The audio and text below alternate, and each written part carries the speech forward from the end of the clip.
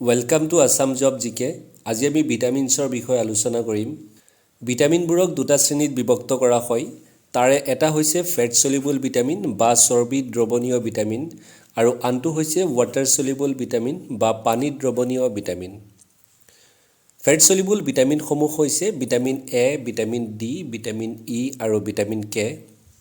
আৰু এইটো মনত ৰখাৰ এটা শৰ্ট ট্ৰিক্স হৈছে ডেকা। আমি অসমীয়াসকলৰ কাৰণে এই ৱাৰ্ডটো একেবাৰে সহজ হয়। অৰ্থাৎ ভিটামিন ডি, ই, কে, এ এইকেইটা হৈছে ফেট সলিউবল ভিটামিন। আনহাতে ৱাটাৰ সলিউবল ভিটামিনসমূহ হৈছে ভিটামিন বি আৰু ভিটামিন চি। আকৌ ভিটামিন বিৰ বিভিন্ন প্ৰকাৰ আছে আৰু সেইসমূহ হৈছে vitamin B1, B2, B3, B5, B6, B7, B9 আৰু ভিটামিন B12। আজি আমি এই ভিটামিনসমূহৰ ওপৰত অতিকৈ গুৰুত্বপূৰ্ণ 50টা প্ৰশ্ন আলোচনা কৰিম আৰু আজি আমি সিলেক্ট কৰা প্ৰত্যেকটো প্ৰশ্ন যিকোনো কম্পিটিটিভ এক্সামৰ কাৰণে অতিকৈ দৰকাৰী হয়।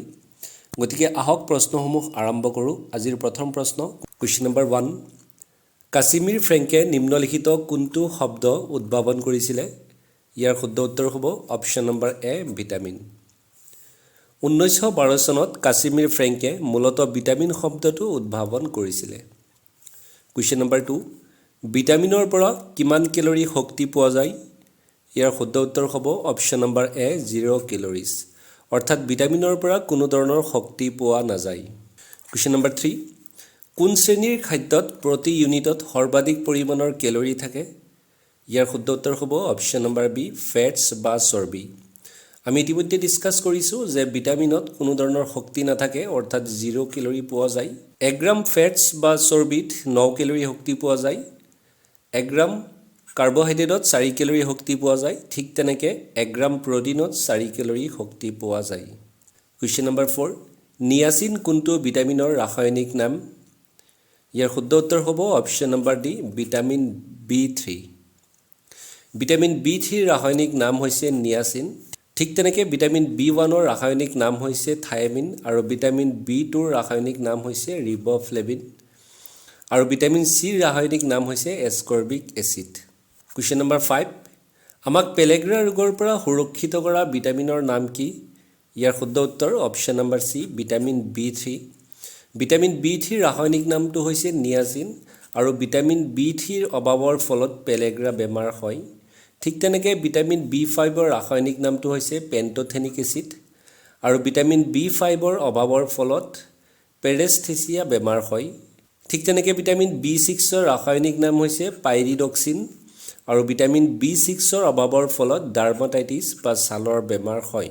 Question number 6। ৰেটিনল কোনটো ভিটামিনৰ বৈজ্ঞানিক নাম হয়? ইয়াৰ শুদ্ধ উত্তৰ option number A, vitamin A. Vitamin এৰ ৰাসায়নিক নামটো হৈছে ৰেটিনল বা ভিটামিন এৰ বৈজ্ঞানিক নামটো হৈছে ৰেটিনল আৰু এই ভিটামিন এৰ অভাৱৰ ফলত নাইট ব্লাইণ্ডনেছ, জেৰফথেলমিয়া, কালাৰ ব্লাইণ্ডনেছ ইত্যাদি বেমাৰ হয়। আকৌ ভিটামিন চিৰ ৰাসায়নিক নামটো হৈছে এস্কৰ্বিক এচিড আৰু ভিটামিন চিৰ অভাৱৰ ফলত স্কাৰ্বি বেমাৰ হয়। ঠিক তেনেকৈ ভিটামিন ডিৰ ৰাসায়নিক নামটো হৈছে কেলচিফেৰল আৰু ভিটামিন ডিৰ অভাৱৰ ফলত ৰিকেটছ বেমাৰ হয়। Question number 7। মস্তিষ্কৰ স্বাস্থ্যৰ বাবে অত্যাৱশ্যকীয় ভিটামিনটোৰ নাম কি? ইয়াৰ শুদ্ধ উত্তৰ হ'ব option number D, all of the above. অৰ্থাৎ ভিটামিন B6, B9 আৰু এই B12 এই গোটেইকেইটাকে ব্ৰেইন ভিটামিন বুলি কোৱা হয়।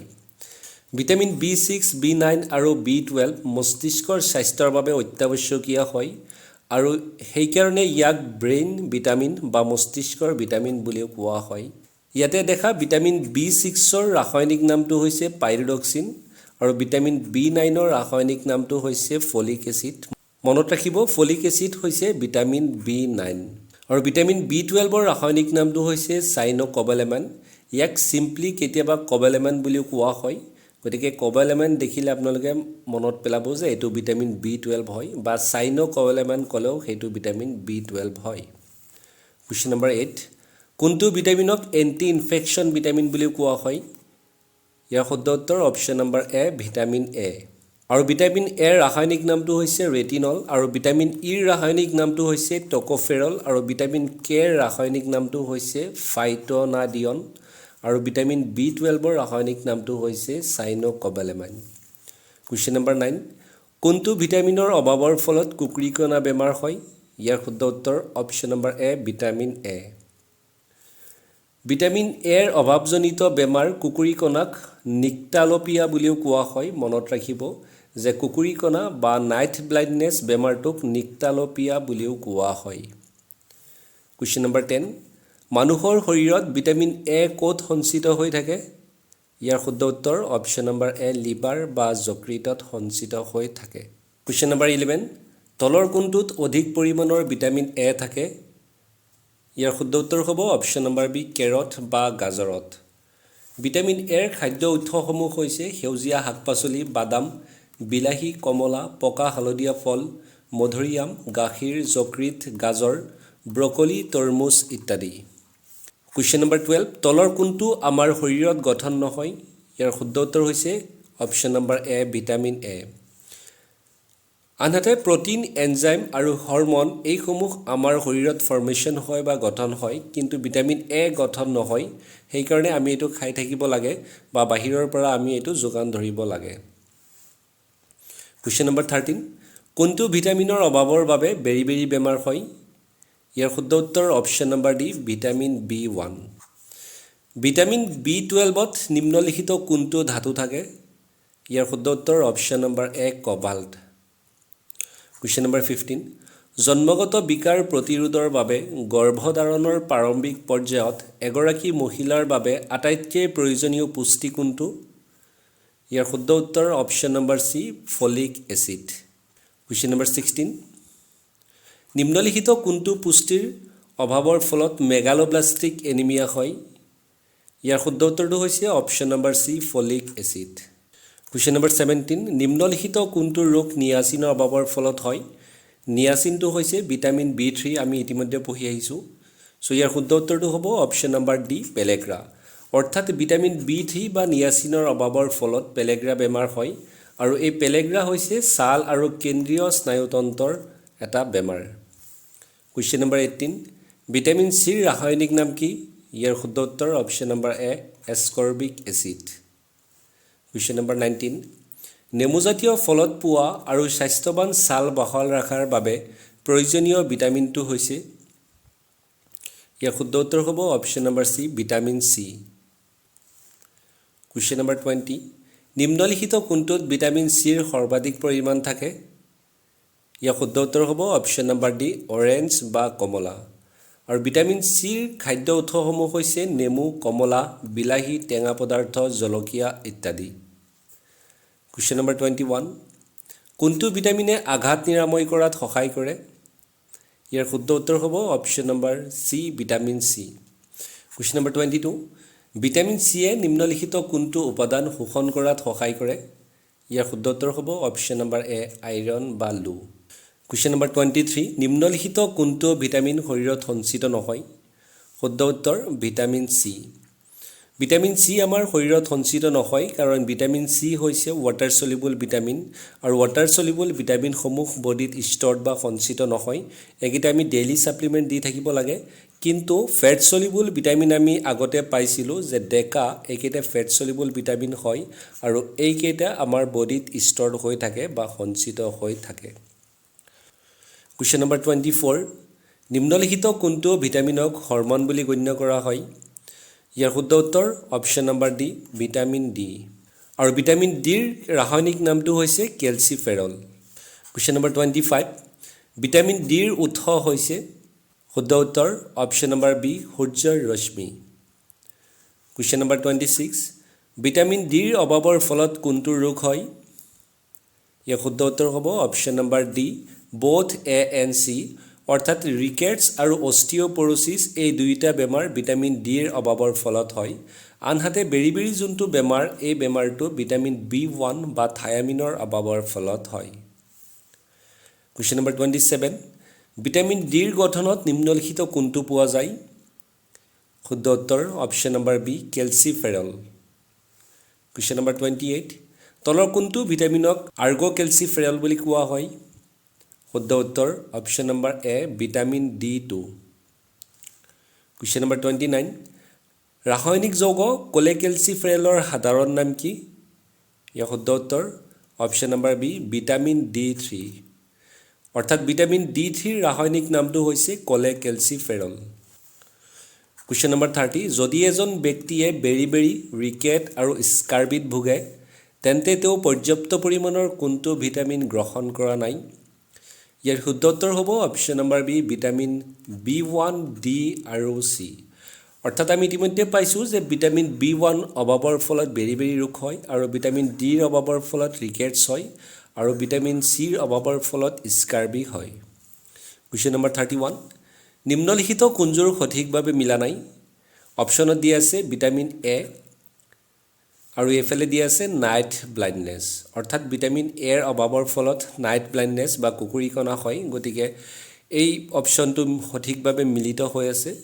অপশ্যন বিটো যদি আমি চাওঁ তেতিয়া আমি দেখিম যে ভিটামিন B3 আৰু পেলেগ্ৰা আছে, অৰ্থাৎ এইটো সঠিকভাৱে মিলিত হৈ আছে। আৰু অপশ্যন চিত দিয়া আছে ভিটামিন ডি আৰু কালাৰ ব্লাইণ্ডনেছ, এইটো সঠিকভাৱে মিলা নাই, কাৰণ ভিটামিন এৰ অভাৱৰ ফলতহে কালাৰ ব্লাইণ্ডনেছ হয়। গতিকে ইয়াৰ শুদ্ধ উত্তৰটো হ'ব option number C, vitamin D. Question number 32, নিম্নলিখিত কোনযোৰ সঠিকভাৱে মিলা নাই? এ অপশ্যনত দিয়া আছে ৰেটিনল আৰু এইফালে দিয়া আছে জেৰফথেলমিয়া। ভিটামিন এৰ ৰাসায়নিক নামটো হৈছে ৰেটিনল আৰু ভিটামিন এৰ অভাৱৰ ফলত জেৰফথেলমিয়া হয়, গতিকে এ অপশ্যনটো সঠিকভাৱে মিলিত হৈ আছে।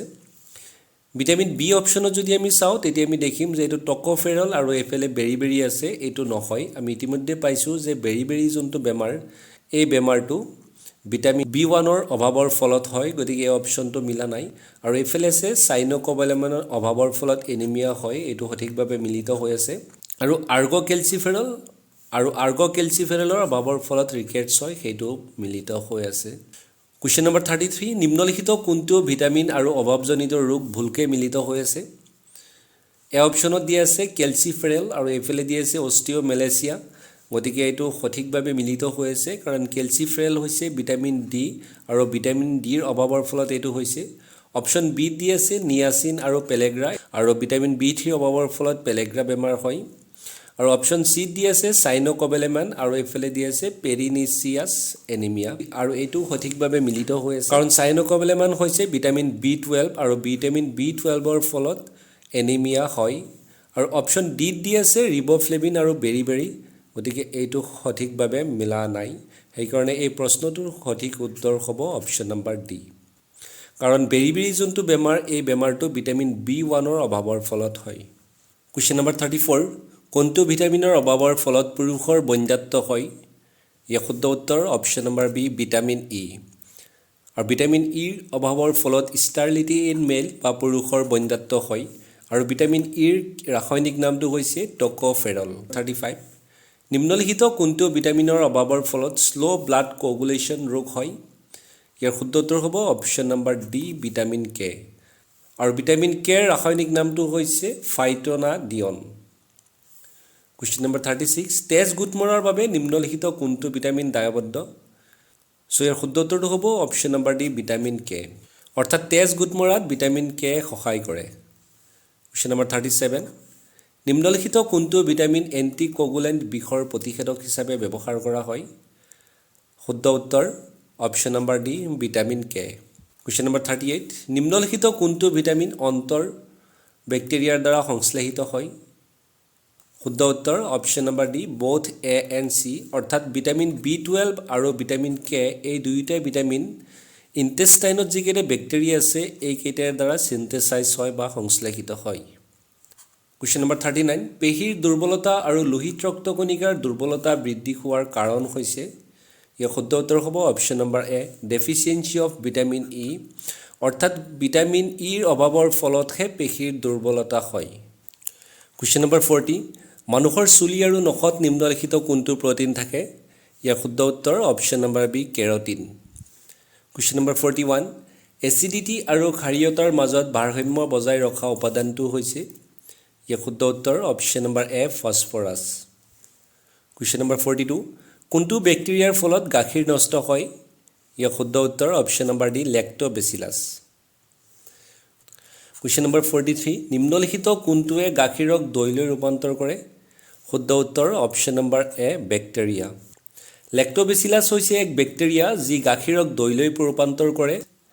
কুৱেশ্যন নম্বৰ 44, নিম্নলিখিত কোনটোৰ উপস্থিতিৰ বাবে গৰুৰ গাখীৰ সামান্য হালধীয়া ৰঙৰ হয় ইয়াৰ শুদ্ধ উত্তৰ option number D carotene question number 45 নিম্নলিখিত কোনটো খাদ্য সামগ্ৰীত সকলো অত্যাৱশ্যকীয় এমিনো এচিড থাকে ইয়াৰ শুদ্ধ উত্তৰ অপশ্যন নম্বৰ সি এগ বা কণী মানৱ শৰীৰৰ স্বাভাৱিক কাৰ্যকলাপৰ বাবে শৰীৰক 20টা বিভিন্ন এমিনো এচিডৰ প্ৰয়োজন হয় আৰু এই 20টা এমিনো এচিডৰ ভিতৰত 11টা এমিনো এচিড আমাৰ শৰীৰে সংশ্লেষিত কৰে বা সিনথেসাইজ কৰে বা গঠন কৰে কিন্তু 9টা এমিনো এচিড আমাৰ শৰীৰে গঠন কৰিব নোৱাৰে আৰু কণীত এই 9টা এমিনো এচিড পোৱা যায় কুৱেশ্যন নম্বৰ 46 নিম্নলিখিত কোনটোৰ অভাৱৰ ফলত মানৱ শৰীৰৰ লেখেপ বৃদ্ধি হয় ইয়াৰ শুদ্ধ উত্তৰ হৈছে option number C proteins question number 47 গাখীৰত নিম্নলিখিত কোনটো প্ৰটিন পোৱা যায় শুদ্ধ উত্তৰ অপশ্যন নম্বৰ বি কেচেইন